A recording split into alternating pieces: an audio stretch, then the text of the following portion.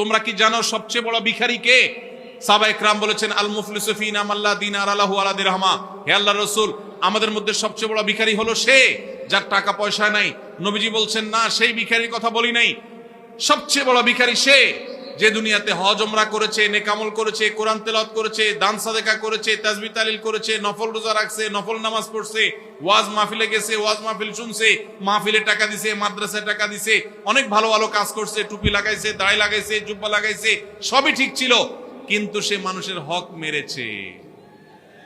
নবীজি বলেছেন কিয়ামতের ময়দানে তার এই সমস্ত আমল নিয়ে সে যখন জান্নাতে যাওয়ার জন্য প্রস্তুত হবে, তখন তার সামনে তার ওই পাওনাদার মাছওয়ালা এসে বলবে, ভাই তোমার কাছে প্রতিদিন 5 কেজি 10 কেজি করে মাছ বিক্রি করতে গেছি, 10 কেজির টাকা পরিশোধ করছো, মুঠ করে অতিরিক্ত মাছ যে নিছো বা কেজিতে 100 গ্রাম করে যে অতিরিক্ত তুমি নিয়েছো, সেইটার বিনিময় তো আমি দুনিয়াতে পাই নাই, দুনিয়াতে নেওয়ার সিস্টেমও ছিল না, জুলুমের সিস্টেম, কৃষক এবং ভোক্তার মাঝে মধ্যস্বত্বভোগীরা ধ্বংস করে দিয়েছে সমাজকে, এবং অধিক মুনাফাখোরীরা তারাই হারাম কামাই করেছে।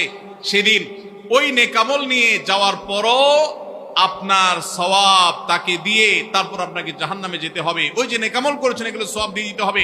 নবী সাল্লাল্লাহু আলাইহি ওয়াসাল্লাম বলেছেন এই ব্যক্তি হলো আসল ভিখারি, এই ব্যক্তি হলো আসল হতভাগা, কপাল পোড়া। আল্লাহ তাআলা আমাদের সবাইকে সেই হতভাগ্য থেকে বেঁচে থাকার তৌফিক দান করুন।